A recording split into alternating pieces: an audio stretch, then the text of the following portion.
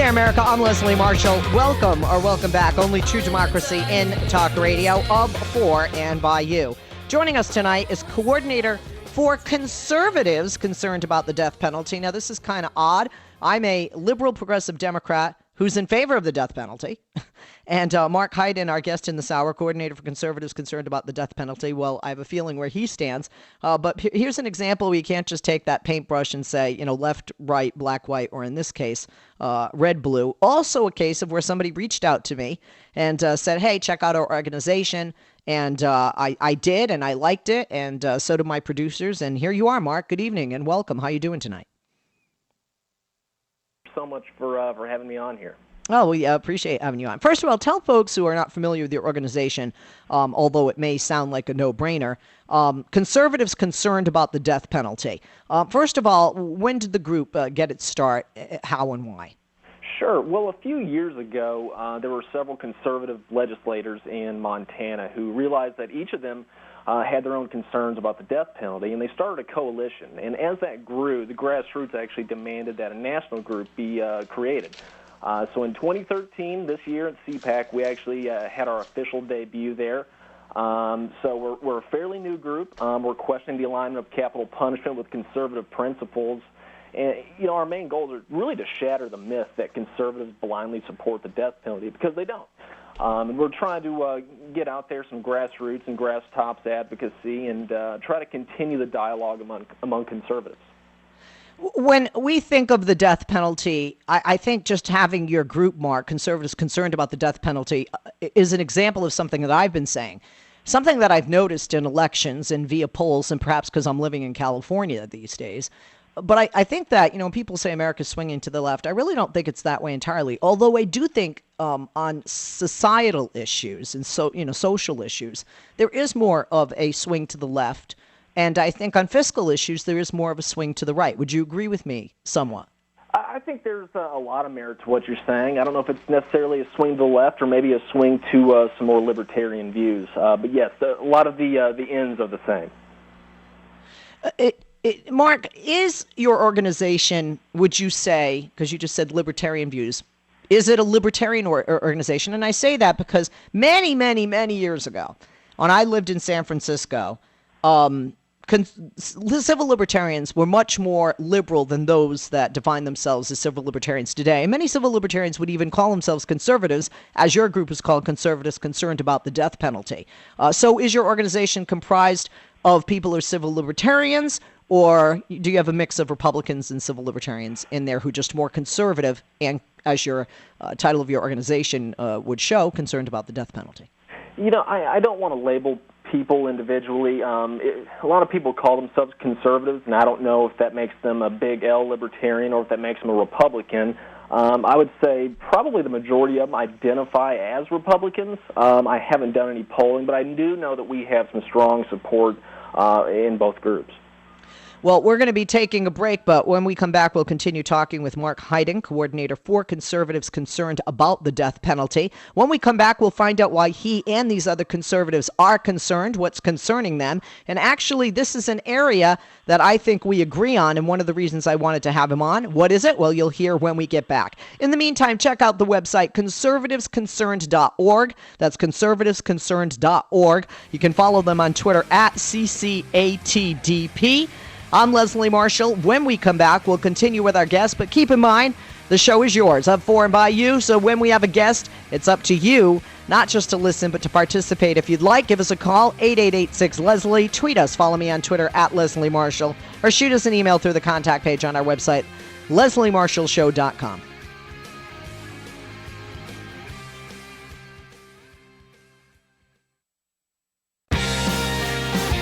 Want to hear your conversation with Leslie after the show? Go to lesliemarshallshow.com/members.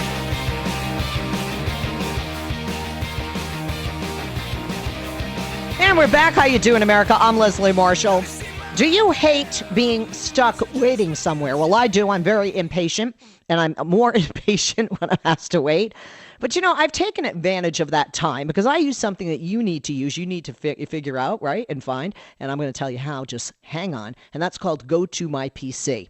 All you need is go to my PC and either your smartphone or your tablet, and you know what? Waiting at the restaurant, and airport, doctor's office, it not only will be a breeze, you won't feel like you're wasting time because that time will be productive. Downtime is the new uptime, my friend. It allows you go to my PC to access your entire office computer from that mobile device. So you can be productive like I am, and you can actually get work done while you're waiting. Go to my PC, actually takes your iPad, iPhone, Android, or Kindle Fire, and it turns it into your computer. It is the missing link. If you want to send a file while you're waiting or edit a file, anything that you would do while sitting at your desk at the office, you can do it. And you can use any program, even if you don't have it set up on that mobile device. Go to My PC is awesome. Go to My PC is easy to use, and the Go to My PC apps keep my life easier because I can get work done while I'm waiting, and so can you. Check out Go to My PC free today. There's a special 45-day free trial just for you, my listeners. Visit gotomypc.com, click the Try It Free button, and enter the promo code Leslie, that's my first name, Leslie, and then download the free app to your mobile device. That's gotomypc.com, try it free, promo code Leslie. Joining us in this hour, and we hope you will as well, 888-6-LESLIE, 888-653-7543 is the number to join us. If you want to follow us on Twitter, at Leslie Marshall to tweet us, FB us by liking our fan page, facebook.com/The Leslie Marshall Show, or send us an email through the contact page of our website. Talking in this hour with Marc Hyden, coordinator for conservatives concerned about the death penalty. Marc, thank you for holding, and welcome back. Before the break, I had said we were going to talk about why you, as conservatives, as a group, and your group, conservatives concerned about the death penalty, why you are concerned. And I have to say that because when I first saw Marc, I can't remember I think it was Facebook you contacted me, correct? Not Twitter? LinkedIn, actually. Oh, LinkedIn, that's it. That's the other one. But it was one where you had more characters that you could talk to me more.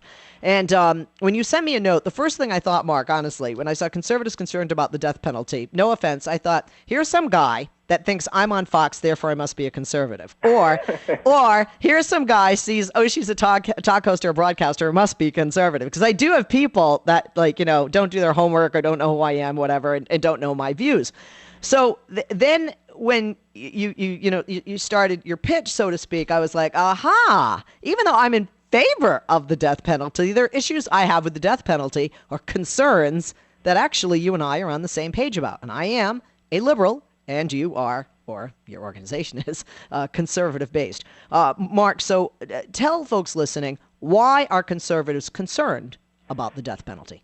Sure. Well, conservatives across the board have come to the conclusion that the death penalty just really doesn't work well with our conservative tenets, and for many different reasons. It's incredibly wasteful and expensive. It costs up to 20 times more than than life without parole.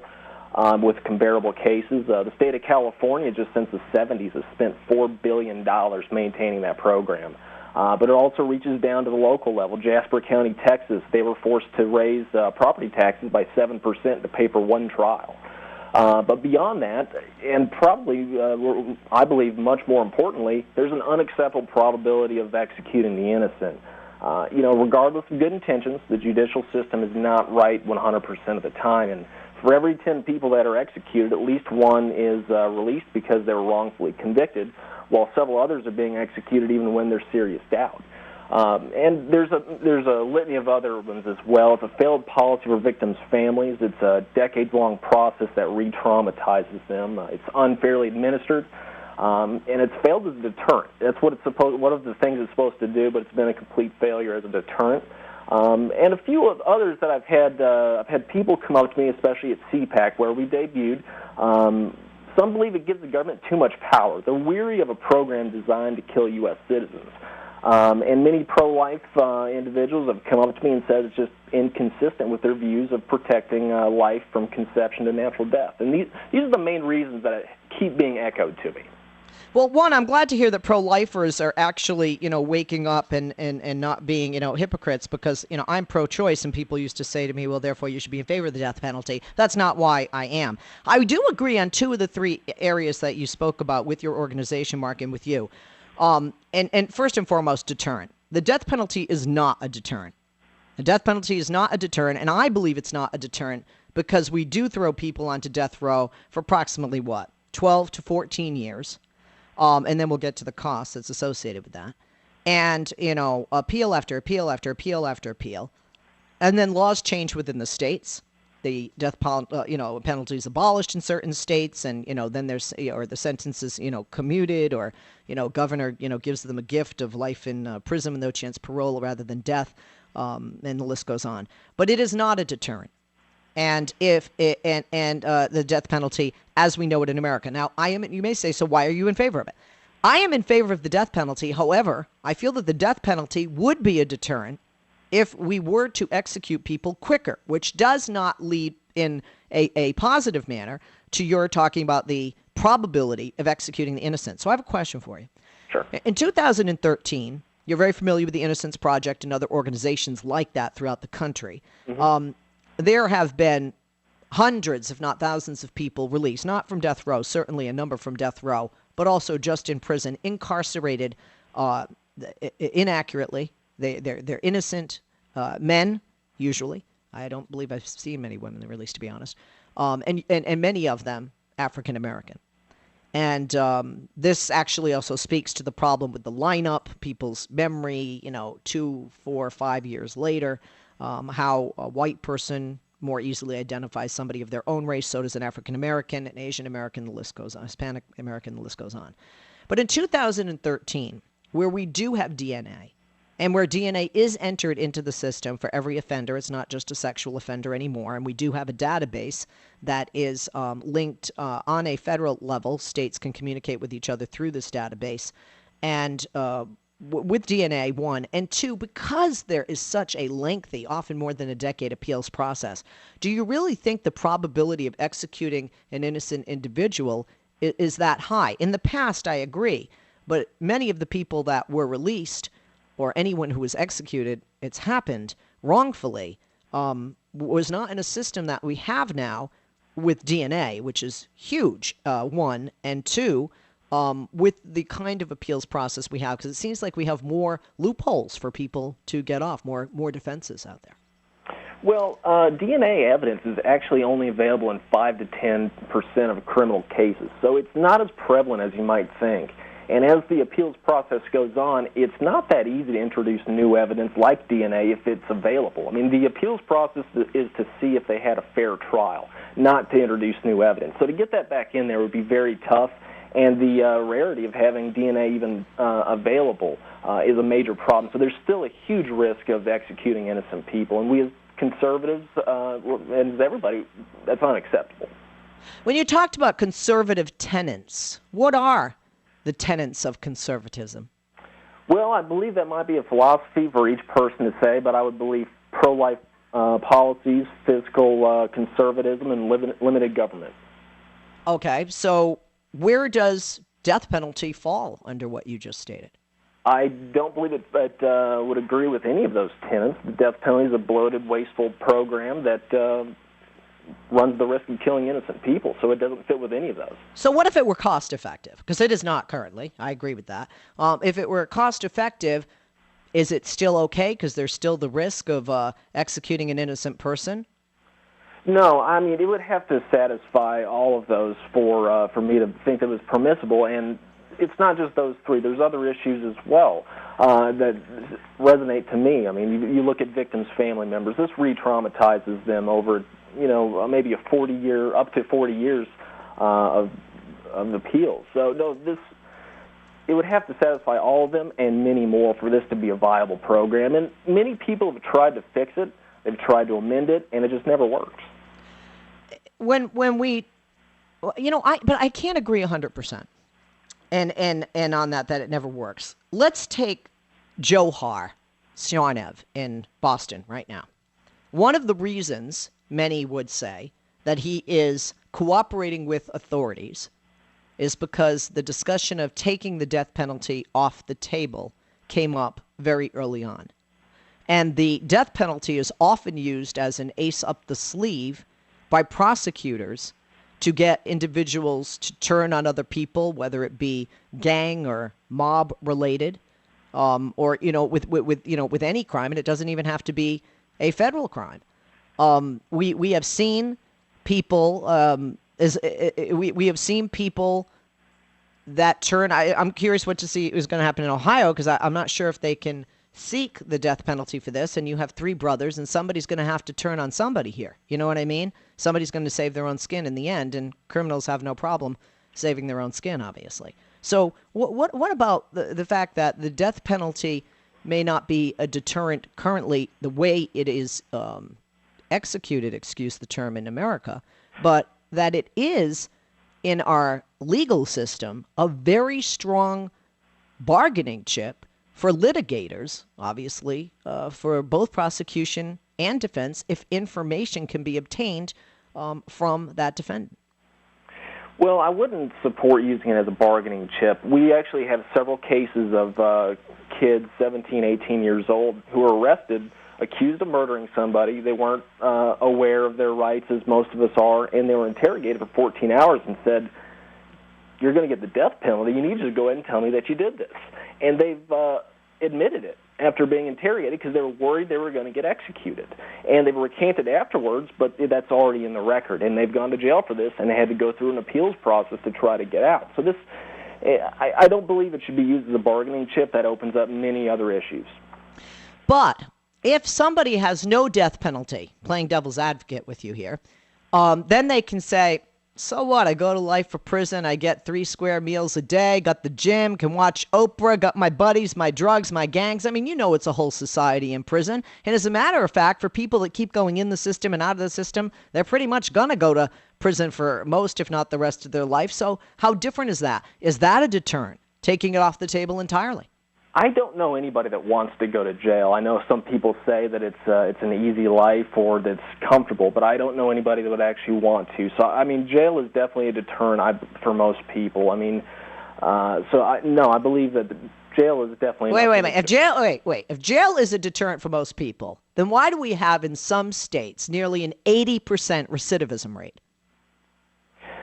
Well, that goes to a deeper societal and cultural issue that would be beyond my expertise. I would, I'd love to go into that, but I would probably put my foot in my mouth at that point. No worries about that. What is the response? Because you know, in politics, it's sort of like if you're a Republican, you got to have a gun and an NRA sticker on your bumper. If you're a Democrat, you better be recycling, and you don't have to hug a tree, but, don't wear fur. You know what I'm saying? There are certainly some items that just fall on the left or the right. And when it comes to the death penalty, it seems that if you do break it down, the overwhelming majority of those who are in favor of it would also call themselves conservatives and obviously have a very different tenet. So you mentioned that you were at CPAC. And I'm just wondering, what was the response there? Because I would imagine there were a number of people at CPAC who do not agree with you. The reception was amazing. The most common quote I heard was, "Where have you guys been for so long?" I thought I was the only conservative that supported repealing the death penalty. We had another individual walk up to us, stop in his tracks when he saw our display, dropped everything in his hands, walked up and hugged us and said, "Thank you so much for being there." And that's about the response we got the whole time. I mean, it was fantastic. And it's just, we're trying to let conservatives know that there's other conservatives out there that feel this way. It's okay to talk about it. And it's starting to snowball, and we're getting more and more to come out officially saying that we're opposed to this. Ken just tweeted, conservatism, and he is a conservative, isn't tied to believing in the death penalty, but if you're looking at a classic case to use it, this is it. I'm assuming he's referring to Boston and to the latest terrorist attack. Is there any gray area for you or your organization as conservatives, or do you believe that life in prison without the chance of parole, even for a terrorist, for one that we have in Boston and one that we already have executed, Timothy McVeigh, in this country, born, bred, and raised in this country?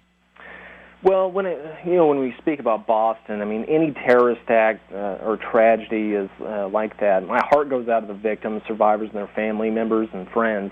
As conservatives concerned about the death penalty, our main focus is more of a state-by-state legislative basis, and that acts of terror at this level is actually a federal offense. With that being said, we do have a lot of concerns with this. Obviously, he can be a source of intel for preventing future attacks. And if he gets executed, we will not have that resource. A lot of terrorists would prefer to be executed because it gives them martyrdom. Yeah, but this guy and his brother. Well, finding out more about his brother. At least this guy, he's not, and he may not even be aware of it. And they're not connected to Al Qaeda. They're not part of a huge network. You know what I mean? These were two brothers, and maybe his brother had some connections with some people in Dagestan. But this kid was, trying to, I think, please his brother, perhaps his dad. I mean, the list goes. I don't think he could prevent a future terrorist attack. And that may be the case. I mean, I'm not on the inside of those walls hearing that, but I do know or do believe that many terrorists, they want to be executed or they want to die during a terrorist attack so they can reach martyrdom. That's what they wish for. And this also incites their supporters and followers to try to commit acts of terror in the name of their martyr. And we can't allow that. And I will say on a personal note, I had a minister tell me once that it's harder to live for something than it is to die for something. I think that fits here, too. It's much easier to be executed and end your punishment than spend the rest of your life in jail. Especially because we all have our opinions but no true facts as to what happens after that death.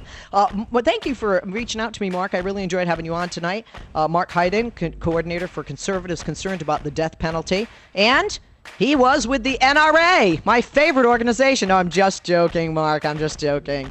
You know I don't like guns. But, Mark, thank you for joining us tonight here on the Leslie Marshall Show. Follow them on Twitter at CCATDP.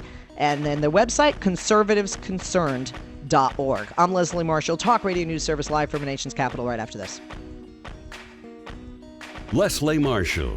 Real people, real life, real talk. Give her a call now at 888-6-LESLIE.